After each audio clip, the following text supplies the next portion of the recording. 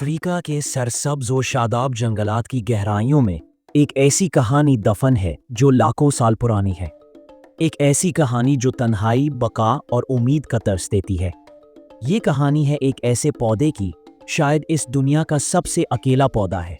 मुल्क जनूबी अफ्रीका में एक नायाब और पुरस्कार पौधा पाया जाता है जिसे एन्सेफेलार्टोस वुडी के नाम से जाना जाता है। ये कोई आम पौधा नहीं, ये डायनासोर के दौर का एक जिंदा फॉसिल है, एक ऐसी नौ की जो अपनी नौयत में वाहिद है। साल 1895 था जब एक बरतानवी सर्वेयर जॉन मेडलीवुड जनूबी अफ्रीका के ज़ूलूलैंड के घने जंगलात में इस हैरत अंगेज पौधे से पहली बार रोशनास हुए। उन्होंने इसकी इनफरादियत को फौरन भांप लिया। ये एक नर पौधा, मेल प्लांट था और इसके आसपास इस जैसा कोई और पौधा मौजूद नहीं था। ये पहला और आखिरी नर एन्सेफेलार्टोस वुडी था जो जंगली हालत में दरियाफ्त हुआ था। कुदरती मस्कन से निकालकर इस मुनफरिद पौधे को डरबन बोटैनिकल गार्डन्स में लाया गया जहां इसकी हिफाजत की जा सके। बाद इसके टुकड़ों से, जिन्हें क्लोन्स कहते हैं, दुनिया भर के मुख्तलिफ नबाताती बागात में मजीद पौधे उगाए गए, जैसे कि लंदन के क्यू गार्डन्स में। मगर एक पेचीदा मसला दरपेश है। ये तमाम क्लोन्स बशमूल असल पौधा नर मेल है। एन्सेफेलार्टोस वुडी अपनी नस्ल बढ़ाने के लिए नर और मादा फीमेल दोनों का होना जरूरी है।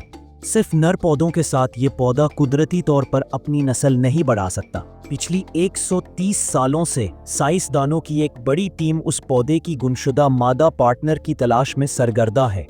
जनूबी अफ्रीका के दूर दराज और घने जंगलात की हर खो छान मारी जा रही है, इस उम्मीद पर कि शायद कहीं किसी पोशीदा गोशे में उसकी मादा साथी आज भी मौजूद हो।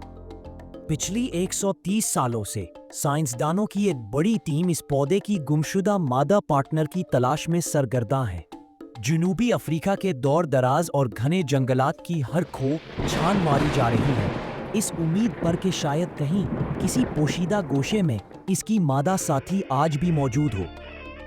अगर ये मादा पौधा नहीं मिला तो एन्सेफेलार्टोस वुडीआई एक हयातियाती तअत्तुल, बायोलॉजिकल डेड एंड का शिकार हो जाएगा और हमेशा के लिए एक कहानी बनकर रह जाएगा।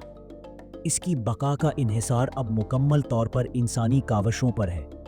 क्या हम इस अकेले पौधे को इसकी साथी दिला पाएंगे? एन्सेफेलार्टोस वुडी की कहानी सिर्फ एक पौधे की नहीं, ये फितरत के अनमोल खजानों और हमारे माहौल की नज़ाकत का पैगाम है। ये हमें याद दिलाती है कि कैसे एक छोटा सा पौधा भी कायनात की बेमिसाल का हिस्सा है और इसका तहफ़्फ़ुज़ हमारी इज्तिमाई जिम्मेदारी है। क्या ये तन्हा पौधा अपनी नस्ल को जारी रख सकेगा? इसका जवाब फितरत और हमारी जुस्तजू के दामन में पोशीदा है।